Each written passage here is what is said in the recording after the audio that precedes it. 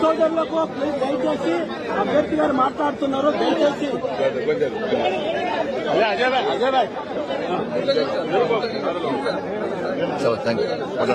అందరికీ నమస్కారం. మీడియా మిత్రులకు మరియు ఇక్కడ ఉన్న నాయకులకు నమస్కారం తెలియజేస్తున్నాం.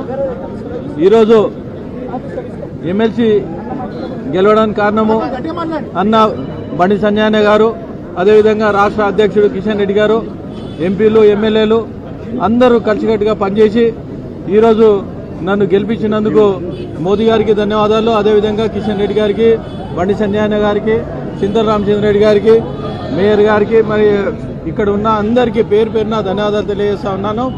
ఇంకొకటి, ప్రతి ఒక్కరూ ఈ 25 ప్రభారీ రాష్ట్ర అధ్యక్షులు, తర్వాత జిల్లా అధ్యక్షులు, మండల అధ్యక్షులు, తర్వాత 25 ప్రభారీ ప్రతి ఒక్కరూ అసెంబ్లీ కాన్స్టిట్యున్సీ కన్వీనర్లు, ప్రభారీలు, మండల ప్రభారీలు ప్రతి ఒక్కరూ కష్టపడ్డందుకు వారికి పేరు పేరున నేను ధన్యవాదాలు తెలియజేస్తూ, ఓటర్స్ ఎవరైతే ఉన్నారో అందరూ ఓట్లేసిన ప్రతి ఒక్కరికి నేను ధన్యవాదాలు తెలియజేస్తా ఉన్నాను.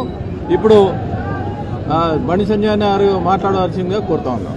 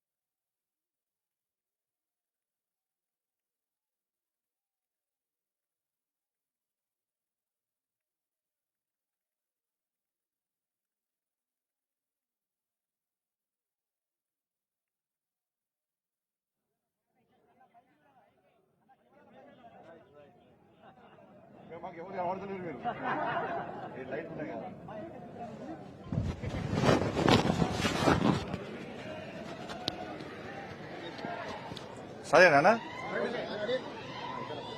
అందరికీ మా పాత్రికా మిత్రులందరూ కూడా నమస్కారాలు. సరే, మాకంటే ఎక్కువ కష్టపడేది మీరు. ఎలక్షన్ల ముందు కష్టపడ్డారు, ఎలక్షన్లు ప్రారంభమైన కష్టపడ్డారు. దాదాపు 3 days నుంచి మీరు గాని, పోలీస్ అధికారులు గాని, సిబ్బంది గాని మాతో సమానంగా మాకంటే ఎక్కువ రోడ్ల మీద ఉండి నిద్రారాలు మాని ఎప్పటికప్పుడు సమాచారాన్ని ప్రజలకు ఇచ్చే ప్రయత్నం చేస్తున్నారు. నిజంగా మీ అందరూ కూడా భారతీయ జనతా పార్టీ తరఫున ప్రత్యేకంగా కిషన్ రెడ్డి గారు ఫోన్ చేసి అదే పేరు మీడియా మిత్రులకు, నా తరఫున ప్రత్యేకంగా మీడియా మిత్రులు కార్యకర్తలకు మా తరఫున ప్రత్యేకంగా ధన్యవాదాలు చెప్పినట్టు మీకు చెప్తున్నాను. చాలా సంతోషం మీ అందరూ కూడా. ముందుగా కరీంనగర్, ఆదిలాబాద్, నిజామాబాద్, మెదక్ ఎమ్మెల్సీ ఎన్నికల్లో, గ్రాడ్యుయేట్స్ ఎమ్మెల్సీ ఎన్నికల్లో, టీచర్స్ ఎమ్మెల్సీ ఎన్నికల్లో 2 విజయాలను మాకు అందించినటువంటి ఓటర్ మహాశయులందరూ కూడా శిరస్సు వంచి దండాలు పెడుతున్నాం. మై తెలంగాణ దండాలు. నిజంగా ఈరోజు గ్రాడ్యుయేట్స్ ఎమ్మెల్సీ, నిన్న టీచర్స్ ఎమ్మెల్సీ 2 ఎన్నికల్లో విజయం సాధించడం మా కార్యకర్తలకు పట్టలేని ఆనందం. ఒక రికార్డు సృష్టించడం తెలంగాణ రాష్ట్రంలో. కిషన్ రెడ్డి గారి నేతృత్వంలో ఇది 4వ విజయం. 8 ఎంపీలు, 8 ఎమ్మెల్యేలు, నిన్న టీచర్స్ ఎమ్మెల్సీ, ఈరోజు గ్రాడ్యుయేట్స్ ఎమ్మెల్సీ. మోడీ గారు ఆదేశం ఇవ్వడం, కిషన్ రెడ్డి గారు మాకు సూచనలు ఇవ్వడం, దాన్ని మేము అమలు చేయడం, ఒకరికొకరు కోఆర్డినేషన్ తోని అందరు కలిసికట్టుగా ఇవాళ పనిచేయడం వల్ల ఈ 2 ఎమ్మెల్సీలో మేము భారీ విజయం సాధించినాం. ఈ రోజు ప్రకటించినటువంటి గ్రాడ్యుయేట్స్ ఎమ్మెల్సీ ఎన్నికల్లో అంజిరెడ్డి గారు వారి మీద విశ్వాసం, నమ్మకంతో ఇలా ఓటర్ మహాశయులందరూ కూడా నరేంద్ర మోడీ గారి యొక్క పాలనను గుర్తించి, నీతి నిజాయితీవంతమైన పాలన గుర్తించి, తెలంగాణ రాష్ట్రానికి కేటాయిస్తున్న అభివృద్ధి నిధులను గుర్తించి,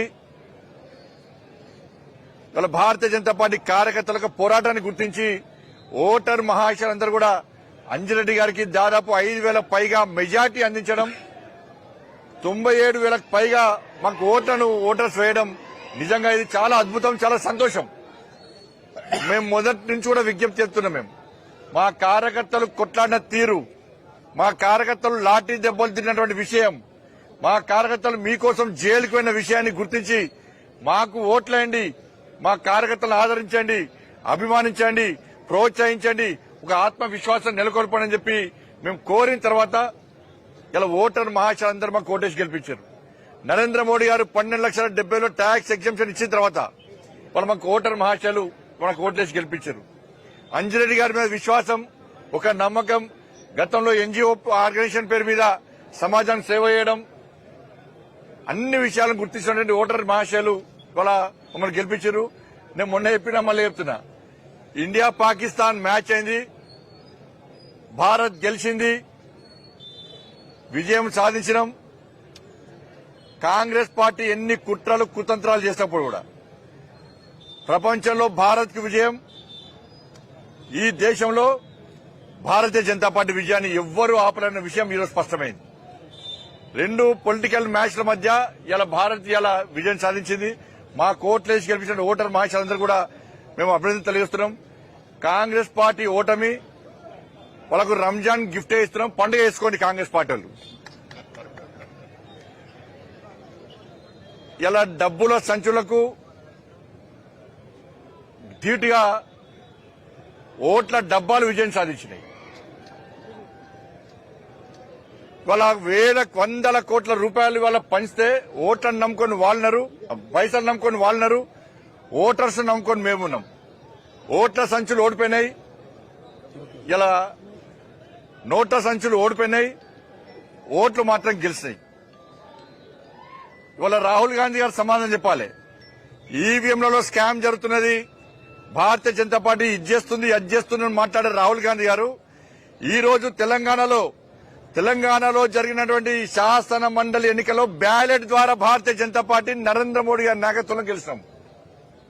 బ్యాలెట్ ద్వారా గెలిచినాం. దీనికి కాంగ్రెస్ పార్టీ ఏమి సమాధానం చెప్తారో స్పష్టం చేయాలి.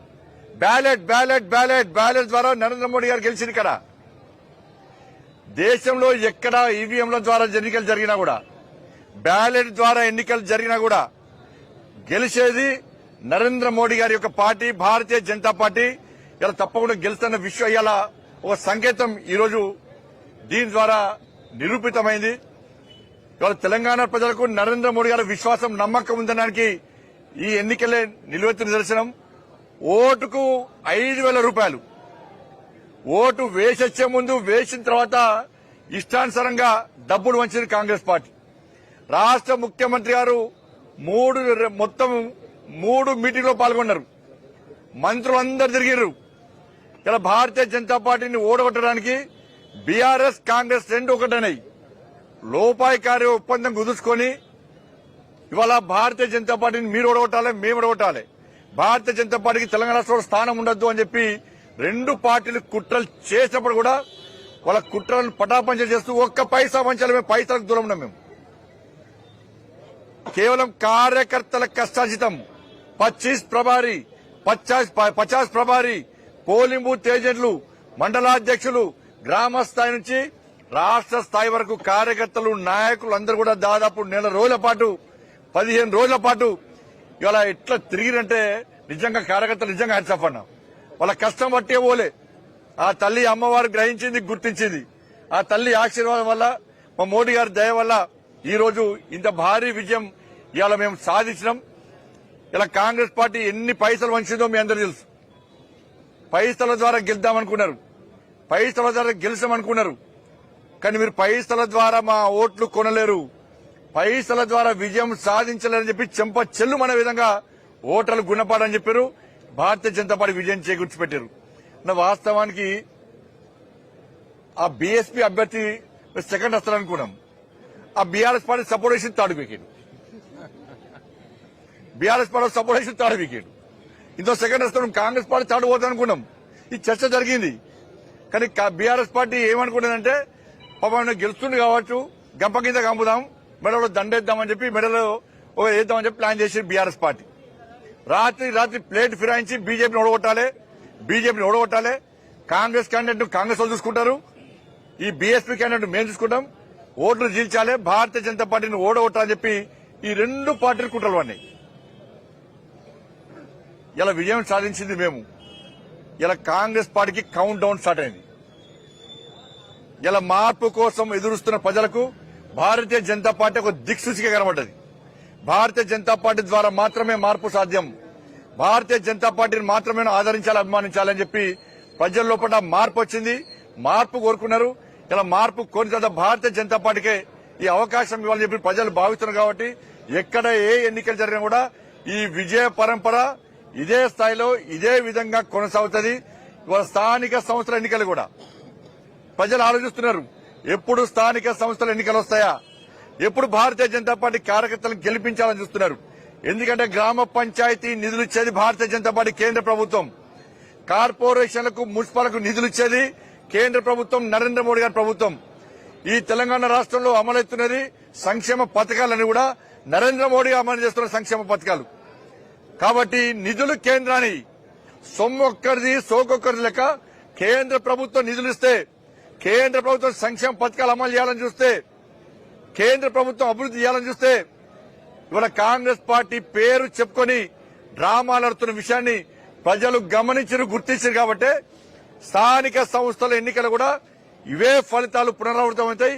భారతీయ జనతా పార్టీ కార్యకర్తలు వార్డు మెంబర్ నుంచి జడ్పీ చైర్మన్ వరకు, ఇలా కౌన్సిలర్ నుంచి చైర్మన్ వరకు, కార్పొరేటర్ నుంచి మేయర్ వరకు, ఎంపీపీలు గాని ఎంపీ గాని వార్డు మెంబర్ అన్ని కూడా ఇలా భారతీయ జనతా పార్టీ అభ్యర్థులను గెలిపించడానికి ప్రజలు సిద్దంగా ఉన్నారు.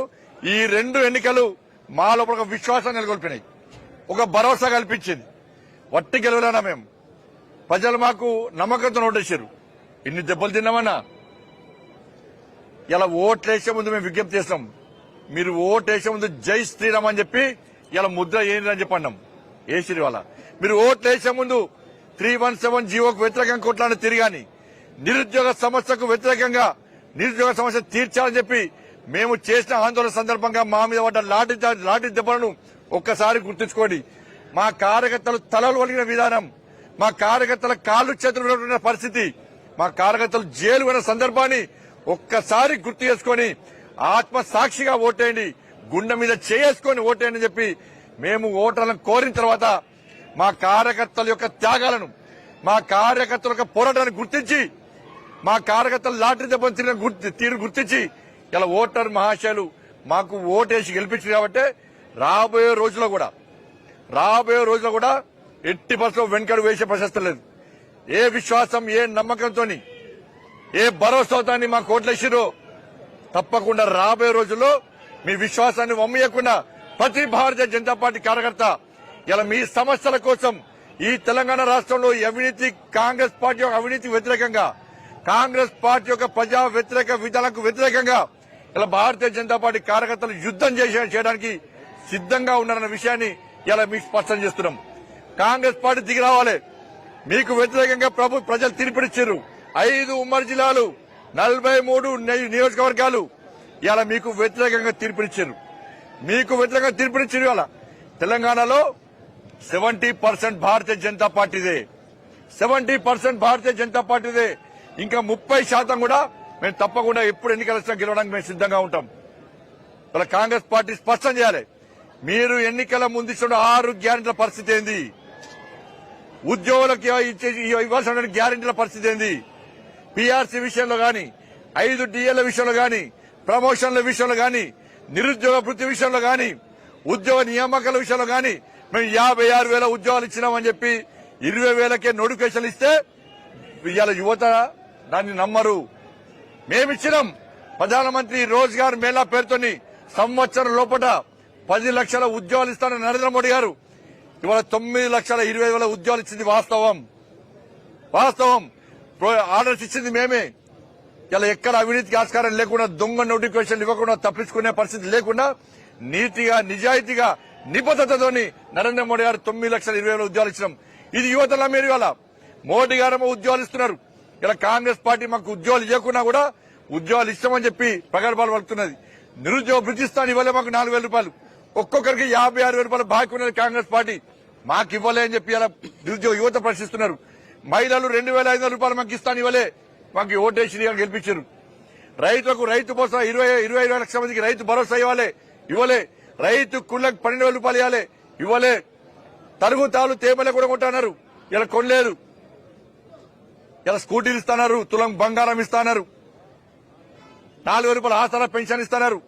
ఇలా ప్రజలందరూ ఒక్కటై వాళ్లకు ఓట్లు లేకున్నా మీరు మాత్రం కాంగ్రెస్ పార్టీకి ఓటేయకుండా మీరు ఓటేయాల్సింది భారతీయ జనతా పార్టీకి. రేపు ఇప్పటిదాకా కొట్లాడింది భారతీయ జనతా పార్టీ, రేపు కొట్లాడేది భారతీయ జనతా పార్టీ. ఈ తెలంగాణ రాష్ట్రాన్ని అభివృద్ధి చేసేది డబుల్ ఇంజన్ సర్కార్ వస్తుంది, అభివృద్ధి జరుగుతుంది. ఇలా పక్క రాష్ట్రం ఆంధ్రప్రదేశ్ అభివృద్ధి చెందుతుంది డబుల్ ఇంజన్ సర్కార్ తోని. ఇక్కడ కూడా అభివృద్ధి చెందాలంటే డబుల్ ఇంజన్ సర్కార్ రావాలి. కేంద్రం నిధులిస్తే కాంగ్రెస్ పార్టీ డైవర్ట్ చేస్తున్నది. కేంద్రం అభివృద్ధి చేయాలనుకుంటే కాంగ్రెస్ పార్టీ సహకరిస్తలేదు, మ్యాచింగ్ గ్రాంట్ ఇస్తలేదు, భూ సేకరణ చేస్తలేదు. గతంలో బీఆర్ఎస్ పార్టీ ఏ విధంగా కేంద్ర ప్రభుత్వాన్ని విమర్శించడమే, నరేంద్ర మోడీ గారిని విమర్శించడమే పనిగా పెట్టుకున్నదో ఇలా కాంగ్రెస్ పార్టీ కూడా అదే విధాన్ని అనుసరిస్తుంది. కాబట్టి ఇక్కడ మార్పు జరగాల్సిందే. వెంటనే ఇలా భారతీయ జనతా పార్టీ ఎప్పుడు ఎన్నికలు వచ్చినా భారతీయ జనతా పార్టీ గెలిస్తేనే మా రాష్ట్రం అభివృద్ధి చెందుతుంది, మాకు ఉద్యోగాలు వస్తాయి, మాకు న్యాయం జరుగుతుందని చెప్పి తెలంగాణ సమాజం ఆలోచిస్తుంది. కాబట్టి ఈ రోజు అంజిరెడ్డి గారిని ఇలా గెలిపించారు. అంజిరెడ్డి గారు, కొమరే గారు, మా ఏవేన్ రెడ్డి గారు శాసన మండలిని గడగడలాడిస్తారు. ఏ నమ్మకం, విశ్వాసంతో మీరు ఓట్లేసి గెలిపించారో వాళ్ళు మీకోసం కొట్టడానికి, మీకోసం జైలు పోవడానికి, మీకోసం యుద్దం చేయడానికి మా 3 శాసన మండలి సభ్యులు సిద్ధంగా ఉన్నారు. వాళ్ళకు లాఠీ దెబ్బలు కొత్త కాదు, వాళ్ళకి అరెస్టులు కొత్త కాదు, వాళ్ళకి కొట్టాలని కొత్త కాదు, వాళ్ళ కేసులు కొత్త కాదు. అన్నిటికీ తెగించి కొట్టడానికి వాళ్ళు సిద్ధంగా ఉన్నారు. కాబట్టి ఇంత పెద్ద భారీ మెజార్టీ అందించి భారత్ ఇండియా పాకిస్తాన్ మ్యాచ్ లాగానే ఇక్కడ జరిగిన మ్యాచ్ లో, పొలిటికల్ మ్యాచ్ లో ఇలా భారత్ ఇండియా టీమ్ గా ఉన్న మమ్మల్ని గెలిపించడం నిజంగా ఓటర్ మహాశయులందరూ కూడా శిరస్సు వంచి దండాలు చెప్తూ ఎప్పుడు ఎక్కడ ఏ సమస్య వచ్చినా మేము పోరాటం చేయడానికి సిద్ధంగా ఉన్నాం. ఇప్పుడు మీరు ఓటర్లకు సంబంధించి అంటే ఓటర్లు పూర్తి వ్యతిరేకత ఉందని చెప్పి చెప్తున్నారు, కానీ మీతో పాటుగా వాళ్ళకు కూడా అదే స్థాయిలో ఓటింగ్ శాతం కనిపిస్తుంది. ఇప్పుడు మీరు చెప్పండి, మేము పైసలు వచ్చినాం ఎక్కడైనా? 1000 నుంచి 5,000 వరకు ఇచ్చారు. గూగుల్ పేలో వచ్చిర్రు, తీస్తాం, లెక్కలు తీస్తాం. ఇప్పుడు ఇక గూగుల్ పేలో ఎన్ని చేసిర్రు, ఎన్ని పైసలు వంచారు, లెక్కలు తీస్తాం. ఇప్పుడు ఇక అడ్డవులుగా సంపాదించి పైసల ద్వారా గెలుస్తామంటే మరి మాలాంటి కార్యకర్తలు ఏడవాలి అంటే అక్రమంగా సంపాదించిన వాడే డబ్బులుండే గెలవాలి. జిల్లా ఇక డబ్బులు వంచే గెలవాలి. ఇవాళ నిజంగా కరీంనగర్, ఆదిలాబాద్, నిజామాబాద్, మెదక్ ఓటర్స్ మార్చారు. నిజంగా గ్రేట్. దేశవ్యాప్తంగా చర్చ జరిగింది. అరే 100 కోట్లు వంచుతున్నారట కరీంనగర్ లో ఈ ఎమ్మెల్సీ ఎన్నికల్లో. మరి ఎవరు గెలుస్తారు? ఇలా ₹1 పంచని భారతీయ జనతా పార్టీ వాళ్ళకి గెలిచింది. కాబట్టి ఒక మంచి స్ఫూర్తిదాయకమైన సందేశం ఇవాళ ఓటర్ మహాశయులు ఇచ్చింది. కాబట్టి దేశవ్యాప్తంగా చర్చ జరుగుతుంది. అదే ఎస్, ఓటర్ మహాశయులు కరెక్ట్ బుద్ధి చెప్పారు. డబ్బుల ద్వారా గెలుద్దామనుకున్న వాళ్ళకి గుణపాఠం చెప్పిన చర్చ జరుగుతున్నది. ఇలా అందుకే మేము గెలుస్తాం. బీజేపీ పాలనకు సంబంధించిన ఓట్లాగా చూస్తారా గెలుపును, లేదా కాంగ్రెస్ పరిపాలనకు రిఫరెండంగా చూస్తారా? కాంగ్రెస్ పార్టీ అవినీతికి వ్యతిరేకంగా తీర్పునిచ్చారు. దాంతోపాటు నరేంద్ర మోడీ గారి నాయకత్వంలో కేంద్ర ప్రభుత్వం తెలంగాణ రాష్ట్ర అభివృద్ధికి, స్థానికంగా అభివృద్ధి అంటే గ్రామ పంచాయతీ గాని, మున్సిపాలిటీ గాని, కార్పొరేషన్ గాని ఈ తెలంగాణ రాష్ట్రానికి 1,08,000 కోట్ల రూపాయలు నిధులిచ్చిన విషయాన్ని ప్రజలు గమనించారు, గుర్తించారు. కేంద్ర ప్రభుత్వం రాష్ట్ర అభివృద్ధికి సహకరిస్తున్నా కూడా తెలంగాణలోని కాంగ్రెస్ పార్టీ ప్రభుత్వం సహకరిస్తూ పేరు ప్రఖ్యాతుల కోసం పోయే ప్రయత్నం చేస్తున్నది. కాబట్టి ఇవన్నీ గుర్తించిన తర్వాతనే దాంతోపాటు మా అభ్యర్థుల యొక్క వాళ్ళ పోరాట పటిమ వాళ్ళు ఎట్టి బస్సులో మా కోసం కొట్లాడతారని చెప్పి ఒక నమ్మకం విశ్వాసంతో ఇలా ఓటర్ మహాశయాలు మాకు ఓటేసి గెలిపించారు. అంటే పన్నుల వాటా ఇక్కడి నుంచి పెద్ద మొత్తంలో పోతే వేరే రాష్ట్రాలకు ఎక్కువ పంచుతారు, ఇక్కడికే తక్కువ పంచుకుంటూ జనాభా ప్రాతిపదికన వస్తారు. మరి ఇప్పుడు హైదరాబాద్ లో పన్నులు ఎక్కువ వస్తాయి. ఆదిలాబాద్ లో ఎడుకోవాలి, ఆదిలాబాద్ లో ఎడుకోవాలి. ఆదిలాబాద్ లో అంటే హైదరాబాద్ కొట్టాడు. ఇప్పుడు మా పన్నులు మాకేయాలి, మాకు సంబంధం హైదరాబాద్ లో మాత్రమే ఖర్చు పెట్టాలంటే కాంగ్రెస్ పార్టీ ఏం సమాధానం చెప్తుంది? ఆదిలాబాద్ లోకి ఏం సమాధానం చెప్తుంది? హైదరాబాద్ లోకి ఏం సమాధానం చెప్తుంది? స్పష్టం చేయాలి వాళ్ళు.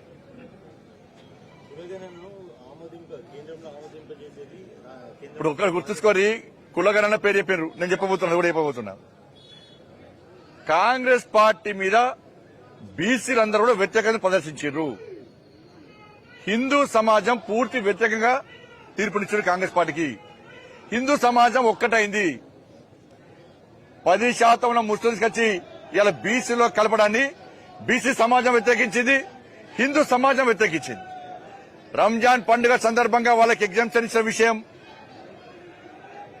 తబ్లిగీ జమాతాలకు 2 కోట్లు 3 కోట్లు ఇచ్చిన విషయం, ఇలా హిందూ సమాజాన్ని నిర్లక్ష్యం చేస్తున్న విషయం, ఒక వర్గానికి కొమ్ముగాష విధానం.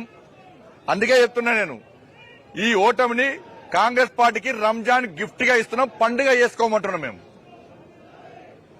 ఇప్పటికైనా సంతృష్టికర విధానం అనుకోండి. హిందూ సమాజాన్ని నిర్లక్ష్యం చేస్తే హిందూ సమాజంలో చైతన్యం లేదు, హిందూలో ఐక్యత లేదు అని కాంగ్రెస్ పార్టీలకు ఎవరైనా భావిస్తే ఇదే విధంగా గుణపాఠం చెప్తున్న విషయాన్ని రాజకీయ పార్టీలు గుర్తుంచుకోవాలి, కుహనా సెక్యులర్ వాదులు గుర్తుంచుకోవాలి. ఇక్కడ హిందూ సమాజం ఒక్కటైంది, హిందూ ధర్మం గెలిచింది. ఇక్కడ హిందువులు ఓటు బ్యాంక్ గా మారారు. ఒక వర్గం ఓటుతో గెలుచాలనుకున్న వ్యక్తులు వాళ్ళు ఓడిపోయినరు. ఇవాళ ఏమైందన్నా, పోలింగ్ రోజు ఏమైంది? వాట్సాప్ ద్వారా రాత్రి సమావేశాలు ఏర్పడేసుకున్నారు. బండి సంజయ్ సంగతి తెలుస్తాం. ముస్లిం సంఘాల హెచ్చరిక, ముస్లింలందరూ కాంగ్రెస్ పార్టీకి ఓటేయండి. ముస్లిం సంఘాల పిలుపు, ముస్లిం అభ్యర్థిని విరమింపజేస్తున్నాం. ముస్లిం సంఘాల నిర్ణయం ఏమైంది? ఇవాళ మీ సంఘాల నిర్ణయం ఏమైంది? కాంగ్రెస్ పార్టీ సమాధానం చెప్పాలి. అరే మీరొక్కడైతే మేమొకడతాం, 10% మీరొక్కడైతే 80% మేము ఎడుకోవాలి. మరి మేమొక్కడైతే ఏ విధంగా గుణపాఠం చెప్తామో ఈరోజు చెప్పినాం. ఈరోజు చూపట్టింది వాళ్ళ హిందూ సమాజం ఐక్యత చూపట్టింది. వాళ్ళ మేము ఏ వర్గాన్ని వ్యతిరేకిస్తలేం, ఏ వర్గాన్ని కించపరచలేం, ఏ వర్గాన్ని అవమానపరచలేం. కానీ ఒక వర్గం ద్వారా మాత్రమే గెలవాలనుకునేటువంటి కాంగ్రెస్ బీఆర్ఎస్ పార్టీకి గుణపాఠం చెప్పిన విషయాన్ని స్పష్టం చేస్తున్నాం. స్థానిక సంస్థల ఎన్నికలు జరగకుండా వాయిదాలు వేసుకుంటూ చేస్తున్నారు. గ్రామాల్లో అభివృద్ధి కుంటుపడుతుంది. ఇప్పుడు ఎన్నికలు ఇంకా వాయిదాలు వేస్తున్నారు. నేను సవాల్ చేస్తున్నా, వెంటనే కాంగ్రెస్ పార్టీకి ఇప్పటికీ ప్రజలు వాళ్ళ వైపు ఉన్నారనుకుంటే, ప్రజలు వాళ్ళకు ఓటేస్తారని గెలిపిస్తారని నమ్మకం విశ్వాసం వాళ్ళకుంటే వెంటనే స్థానిక సంస్థల ఎన్నికలు జరపండి. మీ దమ్ముంటే స్థానిక సంస్థల ఎన్నికలు జరపండి. జరిపే దమ్ము మీకుందా? కుంటి సాకులు చెప్పి వాయిదా వేసే ప్రయత్నం చేయకండి. మేము అహంకారంతో మాట్లాడలేము. ఇవాళ మేము ఒక సంతోషకరంగా మాట్లాడుతున్నాం. ఇవాళ ప్రజలు చాలా ఇబ్బందులు ఉన్నారు, తెలంగాణ రాష్ట్ర ప్రజలు. ఆ ఆవేదనతో మాట్లాడుతున్నాం. మేము స్థానిక సంస్థల ఎన్నికలు జరిపే దమ్ము కాంగ్రెస్ పార్టీకి ఉందా? మీరు 1000 కోట్లు వస్తారా పంచండి, కానీ ఓటు పడేది మాత్రం పువ్వు గుర్తు మీద పడతాయి.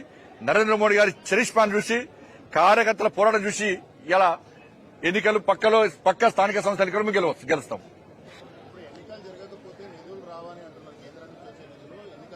అందుకే జరపంటున్నాం. మేము కూడా ఎన్నికలు జరపడం ఇబ్బంది ఏమున్నది? ఇప్పుడు ఎన్నికలు జరపడం ఇబ్బంది ఏమున్నది? ఎన్నికలు జరుపుతా నిధులు వస్తాయి, జరపని మేమంటున్నాం కదా. మేము జరపద్దు ఎన్నికలు అంటే ఆలోచిస్తాం. ఎన్నికలు జరపాలంటున్నాం. కోర్టు కూడా ఆదేశం ఇచ్చింది జరపని చెప్పాను. ఎన్నికలు జరపాలి కదా. గతంలో మీరు నిరుద్యోగులకు మద్దతుగా సంక్రాంతి డెడ్ లైన్ రేవంత్ రెడ్డికి అని చెప్పారు.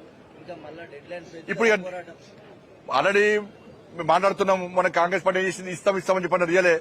ఇప్పుడు యుద్దం చేయమని చెప్పి ప్రజలు ఆదేశం ఇస్తారు, యుద్ధాన్ని స్టార్ట్ చేస్తాం. ధన్యవాదాలు.